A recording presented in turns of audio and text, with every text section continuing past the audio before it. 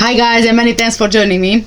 If you're new to my channel, hi, I'm Kat and I like to talk about crimes, investigations and all sorts of related stuff. Please don't forget to make sure you hit that big red subscribe button below. Also hit the notification bell so you are the first one to know about any new videos I upload. For my returning subscribers and viewers, I would like to thank you all so much for all the continuous support and all the lovely comments I keep reading from you. Thank you. Today I want to talk to you about Oakley International.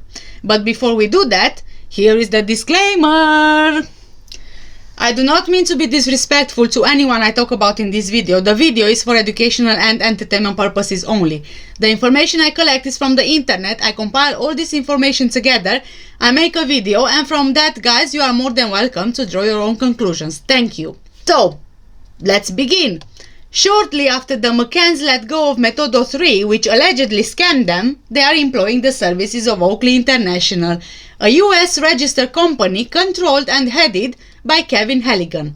Oakley International was awarded £500,000 for a 6-month contract, and the company was overseen, or supervised if you like, by the same Brian Kennedy, just like Metodo 3 was. Why I'm saying awarded is because Oakley International won the contract after it was introduced by another company, Red Defense International, based in London, UK. This company was Kevin Halligen's company. Red Defense International was set up as an international security and political risk company, advising clients on risks involved in doing business in unstable countries. Halligan was a persuasive advocate of IT security. In 2006, his company, Red Defense International, was hired by Trafigura, the Dutch commodities trading company. Executives were imprisoned in the Ivory Coast after toxic waste was dumped in landfills near its biggest city, Abidjan. Trafigura was blamed and hired Red Defense International at vast expense to help with the negotiations to release its executives. The case ended when Trafigura paid $197 million to the government of the Ivory Coast to secure the release of the prisoners. Okay, now let's get back to the Mccanns. So, when Harry Exton, a former undercover police officer who worked on MI5 operations, and Kevin Halligen, a smooth-talking Irishman who claimed to have worked for covert British government intelligence agency GCHQ, walked through the door, their timing was just perfect. Their sales speech was classic James Bond style. Everything had to be top secret and on a need-to-know basis. The operation would involve 24-hour alert systems, undercover units, satellite imagery, and round-the-clock surveillance teams that would fly in at a short notice. This sounded very exciting, but it was also a big lie. But Brian Kennedy was impressed, and Exton and Halligan were hired for a fee of £100,000 per month plus expenses. The contract was with Halligan's UK security company, Red Defense International Limited. Only a tiny group of employees did the investigative work of dealing with thousands of emails and phone calls. Resources were channeled into undercover operations in pedophile rings and among gypsies throughout Europe, encouraged by Kennedy. A 5-man surveillance team was dispatched in Portugal, overseen by the experienced Exton, for 6 weeks. Born in Belgium in 1951, Exton had been a highly effective undercover officer for the Manchester police. He successfully infiltrated gangs of football hooligans in the 80s. In 1991, he was seconded to work on MI5 undercover operations against drug dealers, gangsters, and terrorists, and was later awarded the Queen's Police Medal for outstanding bravery. Exton was a dedicated officer, but in November 2002, the stress appeared to have overcome his judgment when he was arrested for shoplifting. While working on an MI5 surveillance, Exton was caught leaving a tax-free shopping area at Manchester Airport with a bottle of perfume he didn't pay for. The police were called and he was given the option of the offense being dealt with under caution or to face prosecution. He chose a police caution and so in effect admitted his guilt. Exton was sacked but was furious about the way he had been treated and threatened to sue MI5. So, he threw away his entire career for a bottle of perfume. Okay. This is another one, I hear. I don't think I actually came across anyone working for the Mccanns to be an honest individual. They surround themselves and they are surrounded only by crooked people. But I guess this is what you need if you are one of them, in my opinion. But there's so much more to be said, especially about Kevin Halligen. Oakley International was registered as the manufacturer of search and navigation equipment. The company was registered in Washington, D.C., and the address given for the company was 2250 M Street, NW, Washington. This address was also the office of Patton Boggs, one of the largest and most powerful lawyer firms in America. Kevin Halligen donated $1,000 towards the primary election campaign put together by Washington, D.C. Congressman John R. Unger II in July 2008, according to U.S. Commission files. This puts him on the radar and Patton Boggs in the frame. John R. Unger II is a Democrat representing the 16th District in the West Virginia Senate. The senator acted as Homeland Security and Economic Development Advisor for EG&G, Egerton, Germershausen and Grier Incorporated United Research Services, a U.S. defense contractor. And according to Wikipedia, and I quote, EG&G, formerly known as Egerton, Germershausen and Grier, was a United States national defense contractor and provider of management and technical services. The company was involved in contracting services to the United States government during World War II and conducted weapons research and development during the Cold War era, from 1948 onwards. Its close involvement with some of the government's most sensitive technology has led to its being cited in conspiracy theories related to the Department of Defense black projects. End of quote. From 1999 until 2001, EG&G was wholly owned by the Carlyle Group. But wait for it, okay?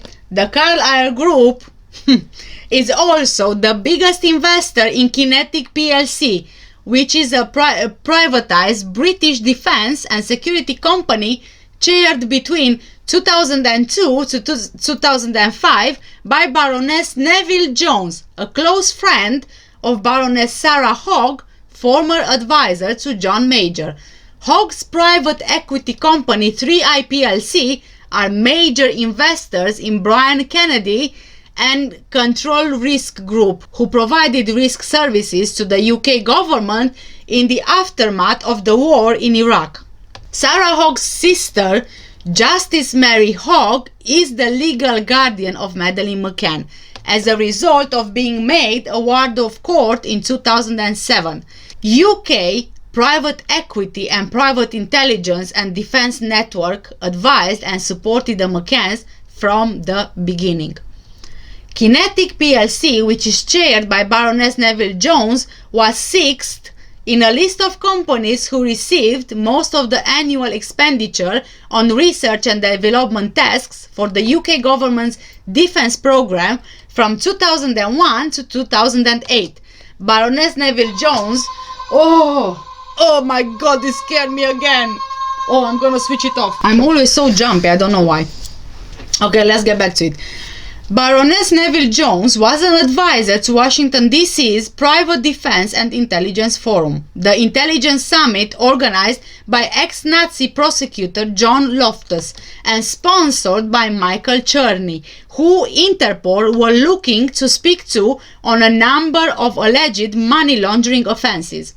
Richard Parton, who partnered Halligan on Madeleine's investigation, and Michael Shrimpton QC were also regular advisors at the annual intelligence summit.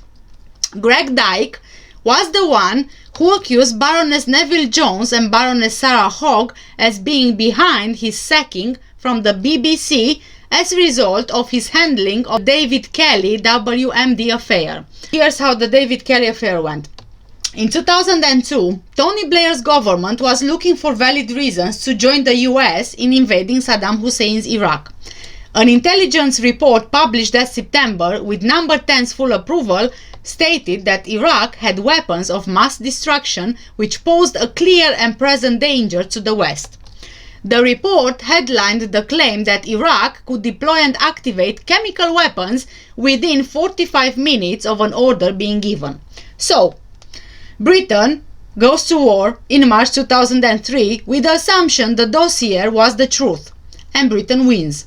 But after the war, no one ever found any weapons of mass destruction.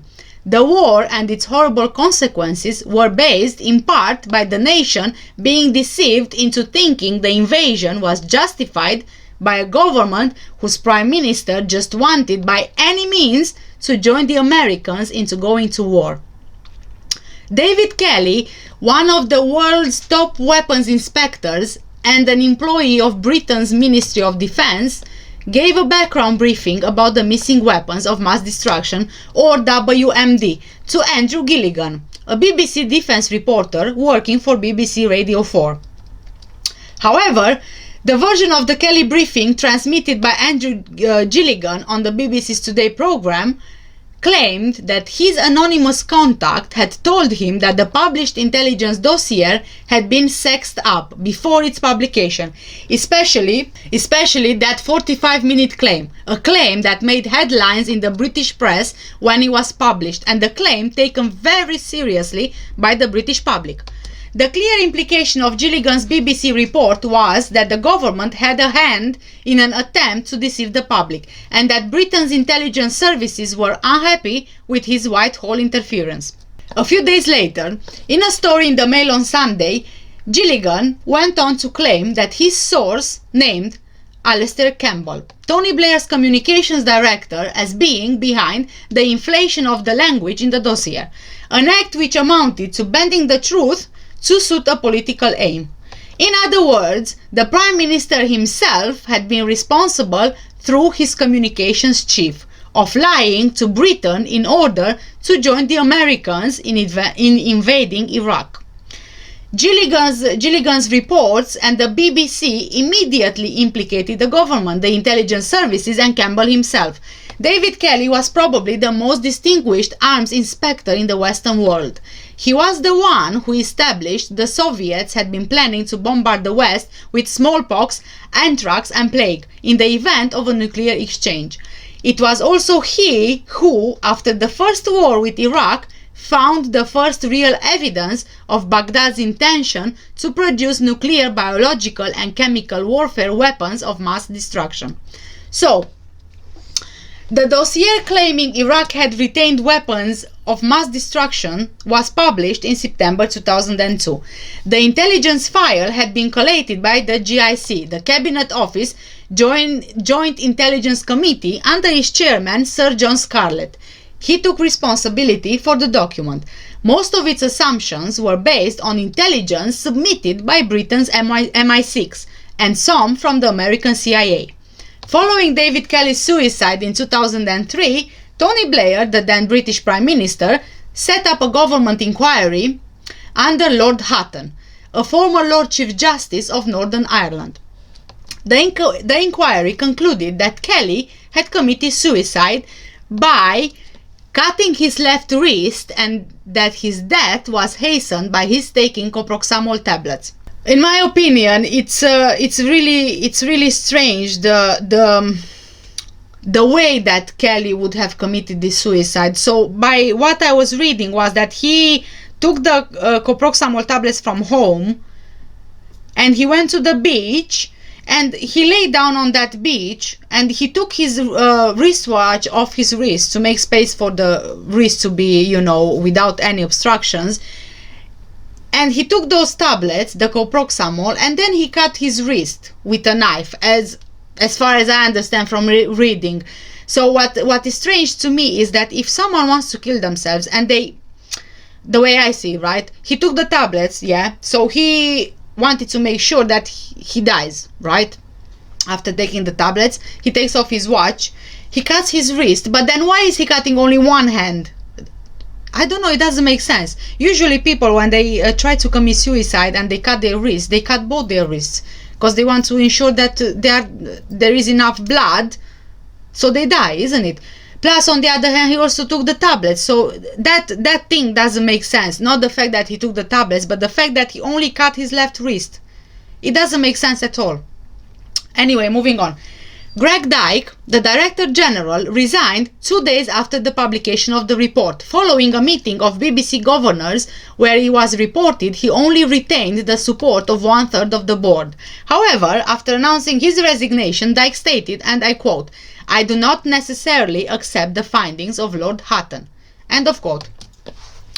Andrew Gilligan resigned because of his part in the affair on 30th of January. However, in his resignation statement, he questioned the value of Hutton's report. And I quote again, "This report casts a chill over all journalism, not just the BBC's. It seeks to hold reporters, with all the difficulties they face, to a standard that it does not appear to demand of, for instance, government dossiers." End of quote. Blair, who had been repeatedly under fire for the sexing up allegations, told the House of Commons in the debate following the release of the report that he had been completely exonerated. Right, let's get back to Halligan. The Homeland Security expert that Halligan backed, Senator John R. Unger II, earned his first degree and his master's at the University of Oxford. Control Risks Group, the private security company hired by Brian Kennedy, was one of the 4 companies used by the Foreign and Commonwealth Office to protect its property and staff in Iraq. The address and employer's name given by Halligan when he donated to the US Congressman Unger II was the same address as Patton Boggs. Oakley International was also registered to the same address. TfL Defense was also registered to the same address. TfL Defense were military construction contractors who took over $170,000 in government defense contracts between 2000 and 2008. On the same donation record for the congressman, Halligan described his job as attorney or lawyer. Patton Boggs were also specialized lobby shop, and it represented many companies seeking and eventually winning contracts for infrastructure reconstruction in the wake of hostilities and regime change in countries like Iraq, Saudi Arabia, Kuwait, Qatar, Angola, and Pakistan. Oh my god. Oh my god, I found another twisted one. Oh my god. Okay. Colonel John Garrett, a defense lobbyist for Patton Boggs and frequent commentator for Fox News, Robert Murdoch's US news channel, was Halligan's best man at his wedding to Maria Dibzak, a trade lawyer for the US Commerce Department. That wedding, which was actually a fake wedding. And Halligan convinced his future wife of going ahead with the fake wedding by saying that he's actually a spy, and the people who he invited, they are infiltrating and whatever. Yeah, a sort of a cover-up for his fake marriage. But I think that he did have a different reason for it. Anyway, you'll find out later. Garrett had been introduced to Halligan at the Special Forces Club in Knightsbridge, central London, and according to the Times, Halligan's name was put forward by Major Donald Palmer, then chairman of entry into the Special Forces Club, and Major General John Holmes, a former commander of the SAS, Special Air Services, and former director of Special Forces. Another senior US defense figure and regular Fox News commentator, Andre Hollis, was chief executive at Oakley International. Hollis became friend with Halligan in Washington, where Hollis worked as a vice president of Van Scoyoc Associates, a powerful lobbying firm that performed services on behalf of the British Embassy's defense procurement program. As a consequence of this work, Van Scoyoc was registered as a foreign agent of the United Kingdom. Former Deputy Assistant Secretary of Defense Hollis was the senior department official responsible for efforts to train and equip security forces in Colombia and Afghanistan. So, oh my god. Okay, I am just realizing now how twisted everything seems to be. And it seems that like all of it revolves around weapons, defense, war, and stuff like that. Oh, okay. I don't want to get ahead of myself here. So, a lot of people are saying that Halligan was a high-class scammer, right? It's everywhere in the media that he was a scammer. Or he faked high-class to scam high-class people, right? He siphoned money wherever he could from, and he became a persona that he created as a wealthy, well-connected individual at the top levels. He lived lavishly on borrowed money and lies. He was more or less a jack of all trades and master of none, right? Okay, although I find it very, very hard to believe Halligan was so intelligent that he managed to trick all these people, congressmen, secretary of defense, lawyers, officials, public figures. No, it's almost impossible.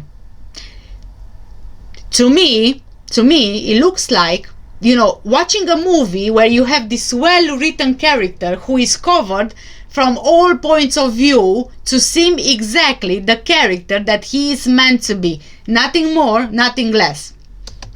During 2008, Hollis and Van Scoyoc provided lobbying services to the Forensic Science Services based in Birmingham, FSS, and very much at the center of Madeleine Mccann Investigation.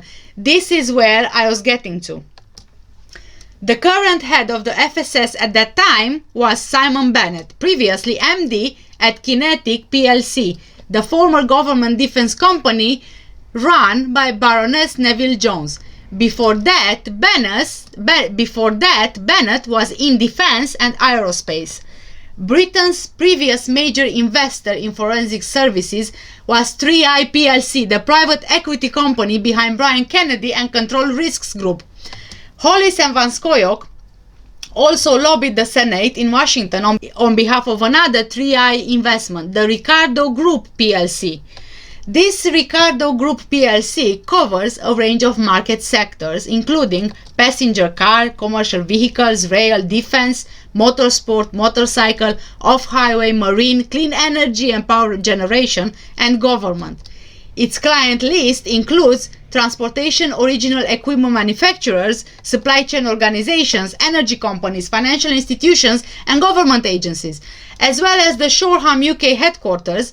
There are technical centers in Royal Leamington Spa, Cambridge, Chicago, Detroit, Aachen, Schwabes Gmund, Prague, and regional offices in Shanghai, Yokohama, Seoul, New Delhi, and Moscow.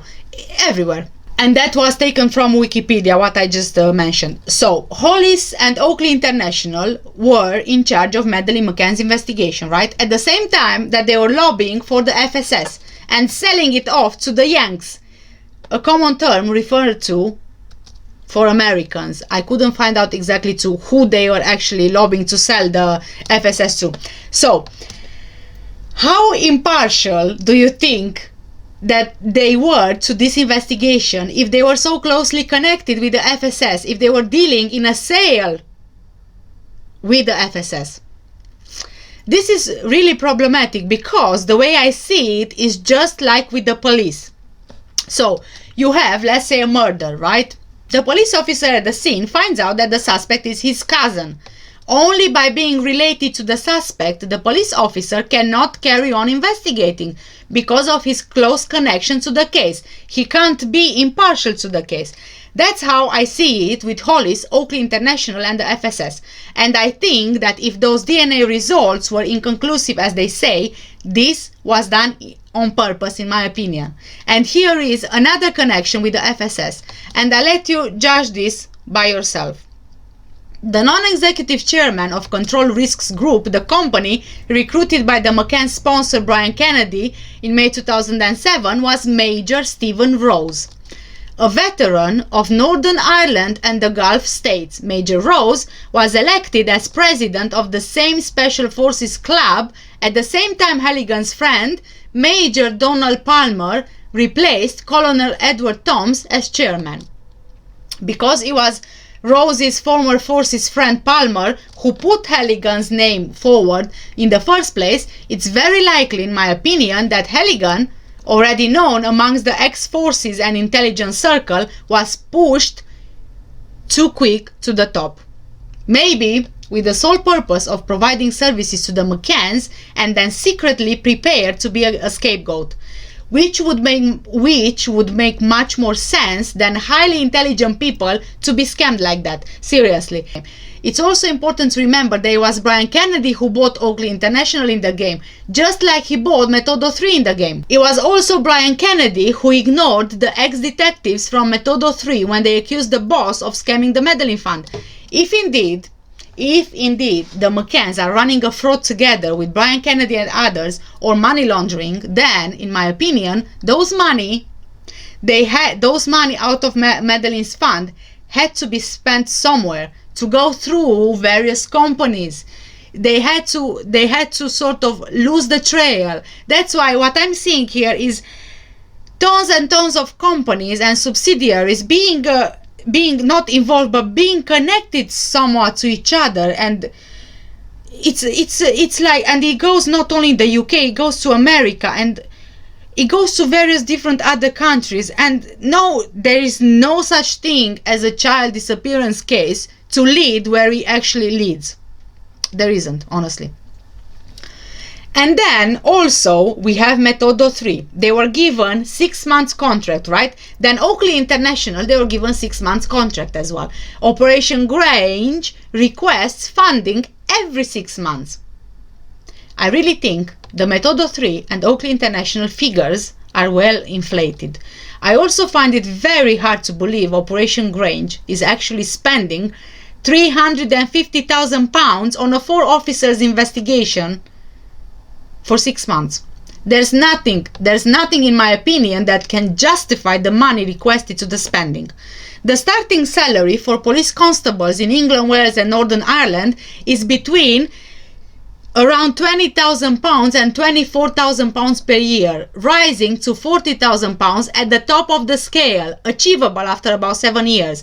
The range of salaries for sergeants is around £41,000 to £45,000. Inspectors can earn between around £51,000 and £55,000, or between £53,000 and £58,000 in London, rising to between around £56,000 and £59,000 for chief inspectors, between £59,000 to £61,000 in London, right? So if you look at this, even if you would have 4 of the highest paid police officers, the inspectors, as you can see the figure there, which you don't have on Operation Grange, it still doesn't make up the amount for 6 months. It doesn't. The figures I have shown you are salaries for 1 year. 1 year salaries. So you would need to divide that into 6 months. So it would be half of the figures I showed you. Either way you try to work it out, it just doesn't add up. And this is every 6 months. And more money are requested every 6 months. Major Rose was also one of the few senior military figures calling for Blair's impeachment over his handling of the war in Iraq. It didn't, however, stop the Tory peer from capitalizing on the invasion through a series of lucrative contracts won by Control Risks Group. Control Risks Group was founded in 1975 by Timothy Royal as a subsidiary of Hogg Robinson, the corporate travel giant and rival to companies like Mark Warner. Several of the veterans have also worked at Irenis International and Kroll Inc., the private security firm in charge of security at the World Trade Center at the time of 9/11. Lobbying records show Patton Boggs represents foreign governments and corporations. The Patton Boggs Political Action Committee and Thomas Bogg also made significant contributions to the re-election of Senator Richard Shelby, one of several senior figures Jerry McCann met in Washington to discuss support for the U.S. search for Madeleine. Shelby served on the Senate Select Committee on Intelligence from 1995 to 2003 under Clinton and Bush respectively. In 2004, a federal investigation concluded that Shelby had leaked classified information to Rupert Murdoch's Fox News regarding 2 rather dubious messages picked up by the National Security Agency. Shelby's election campaign was also financially supported by Kinetic North America, the company chaired by the UK's Baroness Neville Jones, friend of Sarah Hogg, whose 3i Investments company supports Brian Kennedy. Kinetic North America's executive vice president, Tom Weston, sits on the advisory panel of Excalibur, with senior counsel to Patent Box, John Breaux. Excalibur, as on their website, and I quote, "Since 1992, Excalibur's information technology consulting services have assisted clients ranging from the Department of Defense and National Cancer Institute to non-profits and corporations to operate more efficiently, preserve capital, and increase productivity and revenues. Excalibur solutions for health sciences, enterprise-level reporting, educational programs, grant management, and budget and financial management prove that technology can be developed and delivered on time." End of quote. In return for Kinetic's support, Senator Shelby awarded the private security and intelligence firm a contract worth $8 million to provide work on behalf of the U.S. Army Aviation and Missile Research, Development and Engineering Center. Patton Boggs and Thomas Boggs also supported the election campaigns of Democrat Congressman Nick Lampson. Another of the officials and advisors Jerry met in Washington. The third and most important member of the dignitaries Jerry met in Washington was Alberto Gonzales, at that time Attorney General of the United States government. Oh boy, this is so twisted. It's getting more and more twisted by the minute.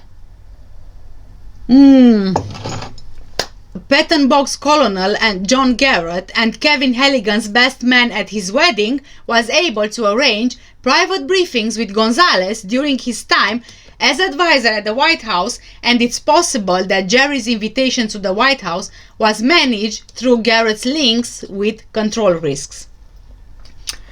During his visit at the White House, another Patton Boggs associate, Colin M. Newman, functioned as a liaison to the National Commission on Terrorist Attacks upon the United States, also known as the 9/11 Commission, and participated in a number of high-level government investigations, serving at the White House as a legal aid to Alberto Gonzales. Bell Pottinger, who provided crisis management services on behalf of the Mccanns and Mark Warner, represented Trafigura, the company bringing charges against Halligan over a failure to honor a contract.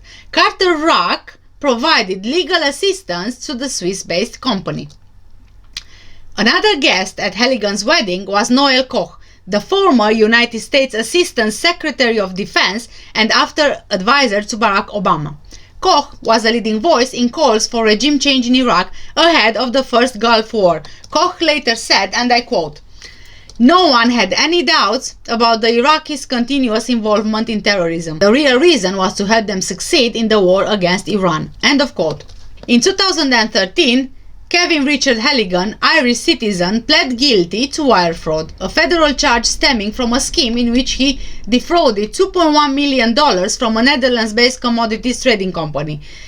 Announced United States Attorney Ronald C. Mccann Jr. and Valerie Parlav, Assistant Director in charge of the FBI's Washington field office. Halligan pled guilty to one count of wire fraud, the first two counts of an indictment that was returned against him in 2009 in the United States District Court for the District of Columbia. As part of the plea agreement, the government agreed to dismiss the second count of the indictment, which was a money laundering charge stemming from the same scheme. The charge of wire fraud carries a statutory maximum of 20 years in prison and a fine up to $250,000. Under federal sentencing guidelines, the parties agreed that Halligan's likely range would be a prison term of 33 to 41 months and a fine between $7,500 and $75,000. Under the plea agreement, Halligan also must pay $2.1 million in restitution to the company that was the victim of his scheme. The Honorable Colleen Kohler Cottley scheduled sentencing for June 27, 2013. The wire fraud charge stems from actions taken by Halligan in 2006 and 2007 when he was the chief executive officer of Red Defence International, a London-based security consulting and crisis management firm which was hired by Trafigura Beheer, a Netherlands-based international commodities trading company, and its London-based law firm Watterson Hicks. Kevin Halligen was employed by the Mccanns from March 2008 and ended the contract early in September 2008. The blood-soaked corpse of Kevin has been found at his mansion in January 2018. Police launched an investigation. A former colleague told Mail Online, and I quote, "The house was covered in blood, but apparently that was from Kevin falling down so much. His body is now in the morgue. The police are looking into it." End of quote. A source who knew Kevin said he was a boozer and drink was inevitably his downfall. Oh my god. This again was another very long video again, but I'm hoping well worth watching. So I need to ask, who believes his death was his own doing, as in accidental? Do we believe that? Let me know in the comments below. I don't know, I really don't know, but of course there's always a but I find out in this case. I'm thinking, this man, he knew loads of people, public figures and so on. He got involved in politics, business, money laundering, etc. You name it, he did it. With this type of involvement comes information, and a lot of it. The more people he got involved with, the more he knew. And not necessarily something everyone else knew. Maybe potentially state secrets, something which shouldn't come out, some big and wide scams. Which leads me to believe his death was not accidental. I think that he knew too much and drinking.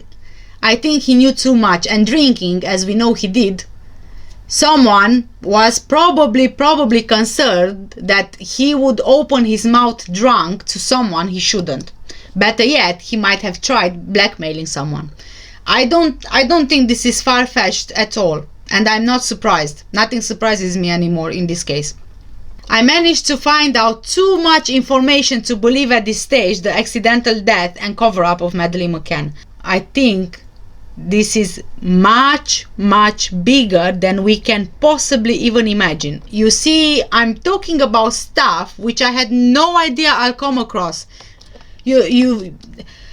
I had no idea. Nuclear power plants, nuclear weapons, genetics, the US, the UK, defense, DNA, aerospace, travel agencies, which are supposed to be just travel agencies. But I think in this case, Mark Warner, as a travel agency, is just a cover. This is my opinion. You guys can laugh at it, or you guys can think on it. And for God's sake, I even talked about 9/11. How did I even get to the point where I'm talking about 9/11 in a missing child's case? It's unbelievable. All these things lead me much further than a simple case of a child disappearance. This I believe is the mother lode of cover-ups. Big time. I'm more inclined to believe it's actually a case of nuclear weapons, world domination, genetics, gene modification, the perfect human, the perfect soldier, DNA modification. I'm just seeing so many connections which lead me in all sorts of directions that I'm actually getting confused. And perhaps this is the point. Perhaps this is what they are trying to achieve, to get someone so confused that they drop questioning and that they stop looking into more detail into it. I mean, you see, I keep saying to my husband, right, because I'm investigating this almost on a daily basis for my research, and I keep telling my husband, I found this and then I found this, and the more I go into it, the more I dig, the deeper I get. And the deeper I get, is like the more, I don't know, tunnels, if you will, I find.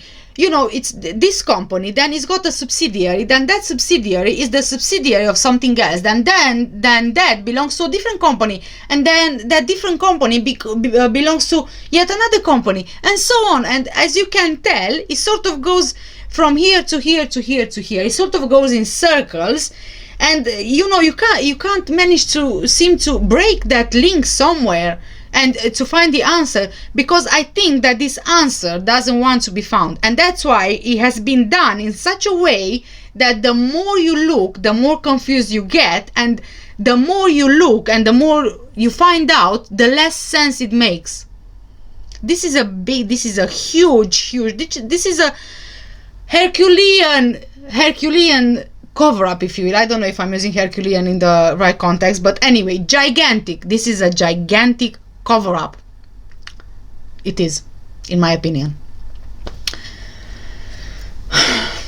I don't know, guys. What do you think? What do you think? Please let me know down in the comments below. Many thanks for watching, and many thanks for watching.